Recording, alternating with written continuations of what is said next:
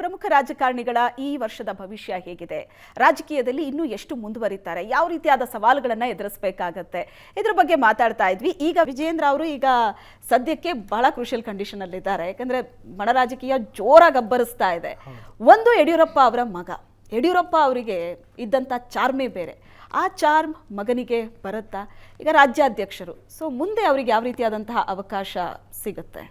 ಇಲ್ಲಿ ಇವರ ಜಾತಕಕ್ಕೆ ಬಹಳ ಪ್ರಮುಖವಾಗಿ ಬಂದಾಗ ಈ ಬಣ ರಾಜಕೀಯ ಅಥವಾ ಈ ಒಂದು ಏನೋ ಎಲ್ಲರನ್ನೂ ಸೇರಿಸ್ಕೊಂಡು ಕೂಡ್ಕೊಂಡು ತೆಗೆದುಕೊಂಡು ಹೋಗಿ ಎಲ್ಲರನ್ನ ಸಮಾಧಾನ ಮಾಡ್ಕೊಳ್ತಕ್ಕಂಥದ್ದು ಇವರ ವೈಯಕ್ತಿಕ ಜಾತಕದಲ್ಲಿ ಬಹಳ ಬಹಳ ಬಹಳ ಕಷ್ಟ. ಇನ್ನು ಮುಂದೆ ತುಂಬ ದೊಡ್ಡ ಪ್ರಶ್ನಾರ್ಥಕ ಚಿಹ್ನೆಗಳೇ ಇದೆ.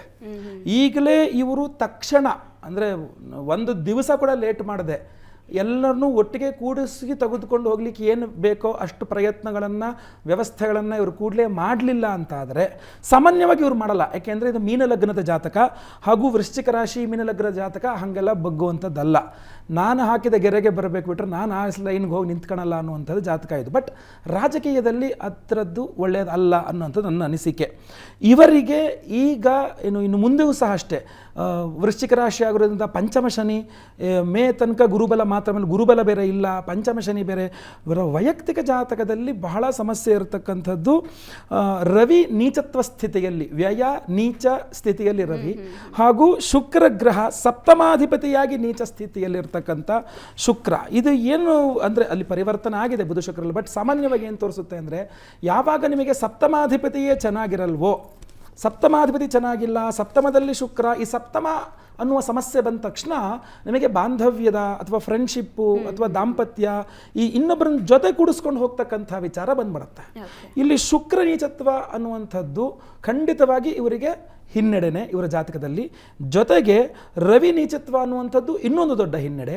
ಈಗ ಗೋಚಾರದಲ್ಲಿ ಪಂಚಮ ಶನಿ ಏನು ಶುರುವಾಗಲಿದೆ ಮುಂದಿನ ವರ್ಷ, ಈಗ 2025 ಏಪ್ರಿಲ್ 1ನೇ ತಾರೀಕಿಂದ ಆಚೆಗೆ ಅನ್ನುವಂಥದ್ದಿದೆ, ಅದು ಸಹ ಒಂದು ಹಿನ್ನಡೆ ಆಗಿರುತ್ತೆ.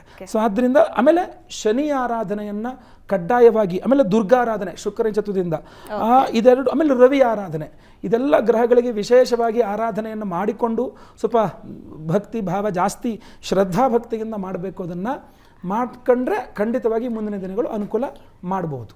ಓಕೆ, ಇನ್ನು ವಿಜಯೇಂದ್ರ ಅವರು ಈ ವರ್ಷ ಯಾವ ರೀತಿ ಎಚ್ಚರಿಕೆಯಿಂದ ಇರಬೇಕು ಅನ್ನೋದರ ಬಗ್ಗೆ ತಿಳಿಸ್ಕೊಟ್ರು. ಎಸ್, ನಿಮ್ಮ ಪ್ರಕಾರ ದೀಕ್ಷಿತ್ರೆ, ಈಗ ವಿಜಯೇಂದ್ರ ರಾಜಕೀಯ ಅಂತ ಅಂದ್ರೇನೆ ಹಾಗೆ ಎಲ್ಲರನ್ನೂ ಒಟ್ಟಿಗೆ ಒಗ್ಗೂಡಿಸ್ಕೊಂಡು ಕರ್ಕೊಂಡು ಹೋಗಬೇಕು, ತಗೊಂಡು ಹೋಗಬೇಕು. ಏನೇ ಅಸಮಾಧಾನಗಳು, ದಿನ ಬೆಳಗಾದ್ರೆ ಒಂದು ಅಸಮಾಧಾನ ಇರುತ್ತೆ, ಅದನ್ನ ಬಗೆಹರಿಸ್ಕೊಂಡು ಹೋಗಬೇಕು. ಬಟ್ ಎಷ್ಟೇ ಪ್ರಯತ್ನ ಪಡ್ತೀವಿ ಅಂತ ಅಂದ್ರೂ ಎಲ್ಲಾದ್ರೂ ಒಂದು ಕಡೆ ಹಾದಿ ತಪ್ಪಿಡುತ್ತೆ. ಸೊ ವಿಜಯೇಂದ್ರ ಅವರು ಮುಂದೆ ಯಶಸ್ಸನ್ನು ಕಾಣಬೇಕು, ಇನ್ನೂ ಹೆಚ್ಚಿನ ಅವಕಾಶ ಪಡ್ಕೋಬೇಕು, ಇನ್ನೂ ಮೇಲ್ಪಂಕ್ತಿಗೆ ಹೋಗಬೇಕು ಅಂತ ಅಂದರೆ ಯಾವ ರೀತಿ ಎಚ್ಚರಿಕೆ ವಹಿಸಬೇಕು? ನೋಡಿ, ಒಂದು ರವಿದೇಶ ರಾಹು ಭುಕ್ತಿ, ಜೊತೆಗೆ ಈ ವೃಶ್ಚಿಕ ಲಗ್ನ ವೃಶ್ಚಿಕ ರಾಶಿಯವರು ಸಾಮಾನ್ಯವಾಗಿ ಯಶಸ್ಸನ್ನು ಲೇಟ್ ಆದ್ರೂ ಬೇಗ ಸಕ್ಸಸ್ಸನ್ನು ಕಾಣ್ತಾರೆ ಲೈಫಲ್ಲಿ ಅಂತ. ಬಟ್ ಅದನ್ನು ಉಳಿಸ್ಕೊಂಡು ಹೋಗೋದಿದೆಯಲ್ಲ ತುಂಬ ಚಾಲೆಂಜಸ್. ಯಾಕಂದರೆ ಮೀನ ಲಗ್ನ ಅಂದರೆ ಸಮುದ್ರ ಅಂತ. ಆ ಸಮುದ್ರ ಏನು ಎಕ್ಸ್ಪೆಕ್ಟ್ ಮಾಡುತ್ತೆ ಅಂದರೆ ನದಿ ಕೆರೆ ನೀರೆಲ್ಲ ಸಮುದ್ರಕ್ಕೆ ಬರಬೇಕು ಅಂತ. ಮತ್ತು ಲಗ್ನಾಧಿಪತಿ ವಕ್ರಿ ಏನಾಗ್ಬಿಡುತ್ತೆ ವಿಜಯೇಂದ್ರ ಅವ್ರಿಗೆ ಅಂದರೆ, ನಾನು ತೆಗೆದುಕೋತಾ ಇರುವಂಥ ಡಿಸಿಷನ್ ಕರೆಕ್ಟ್ ಆಗಿದೆ ಮತ್ತು ನಾನು ಸರಿ ಇದ್ದೀನಿ, ನನ್ನ ಮಾತನ್ನು ಕೇಳಬೇಕು ಅನ್ನುವಂಥದ್ದು ಎಲ್ಲೋ ಒಂದು ಕಡೆ ಬಂದ್ಬಿಡುತ್ತೆ. ನಾನು ಹೇಳೋದೇನೆಂದರೆ, ವಿಜಯೇಂದ್ರ ಅವರು ಎಲ್ಲ ಹಿರಿಯರ ಜೊತೆ ಒಂದು ಒಳ್ಳೆಯ ಬಾಂಧವ್ಯವನ್ನು ಇಟ್ಕೊಳ್ಳಿಕ್ಕೆ ಪ್ರಯತ್ನವನ್ನು ಮಾಡಬೇಕಾಗ್ತದೆ. ಯಾಕಂತಂದರೆ 2025 ವಿಜಯೇಂದ್ರ ಅವರಿಗೆ ಅಷ್ಟೊಂದು ಒಳ್ಳೆಯ ಸಮಯವಲ್ಲ. ಯಾಕಂದರೆ ಪಂಚಮ ಶನಿ ಎಕ್ಸಾಕ್ಟ್ ಮಾರ್ಚ್ 29 ಯುಗಾದಿ ಹಬ್ಬದ ದಿನವೇ ಇವರಿಗೆ ಪಂಚಮ ಶನಿ ಶುರುವಾಗ್ತಾ ಇದೆ. ಜೊತೆಗೆ ವೃಶ್ಚಿಕದವರಿಗೆ ಅಷ್ಟಮ ಗುರು ಶುರುವಾಗ್ತಾ ಇದೆ. ಸ್ವಲ್ಪ ಆರೋಗ್ಯದಲ್ಲಿ ಏರಿಳಿತಗಳಿರ್ಬೋದು. ಮತ್ತು ಒಳ ಕುಟುಂಬ ರಾಜಕಾರಣ, BJP ಅನ್ನುವಂಥದ್ದು ಅವರು ಕುಟುಂಬ ಅಂತ ಭಾವಿಸಿದ್ರೆ ಒಳ ರಾಜಕಾರಣಗಳು ಜಾಸ್ತಿ ಆಗುವಂಥದ್ದು, ಭಿನ್ನಾಭಿಪ್ರಾಯಗಳು ಜಾಸ್ತಿ ಆಗುವಂಥದ್ದು. ಇವರ ಎಕ್ಸ್ಪೆಕ್ಟೇಷನ್ಸ್, ನೋಡಪ್ಪ ನಾನು ಹೋಗ್ಬಿಟ್ಟು ಈ 3 ಕ್ಷೇತ್ರಗಳಿಗೆ ಹೋದರೆ ಈ 3 ಕ್ಷೇತ್ರದಲ್ಲೂ ನಾನು ಗೆಲ್ಸ್ಕೊ ಬಂದ್ಬಿಡ್ತೀನಿ ಅಂದಾಗ ಹಿನ್ನಡೆಗಳಾಗುವಂಥ ಸಾಧ್ಯತೆಗಳು, ಇವರ ಎಕ್ಸ್ಪೆಕ್ಟೇಷನ್ ಥರ ಆಗದೆ ಇರುವಂಥದ್ದು, ಇದೆಲ್ಲವೂ ಕೂಡ ಜಾಸ್ತಿ ಆಗ್ತದೆ.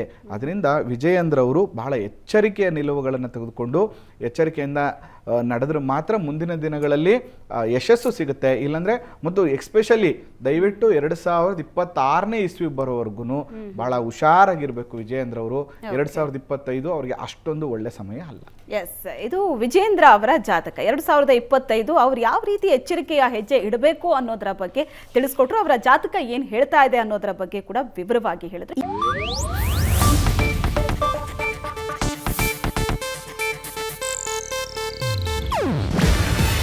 ಇದು ಏಷ್ಯಾನೆಟ್ ನ್ಯೂಸ್ ನೆಟ್ವರ್ಕ್ ಪ್ರಸ್ತುತಿ. ನೀವು ನೋಡ್ತಿದ್ದೀರಾ ಏಷ್ಯಾನೆಟ್ ಸುವರ್ಣ ನ್ಯೂಸ್.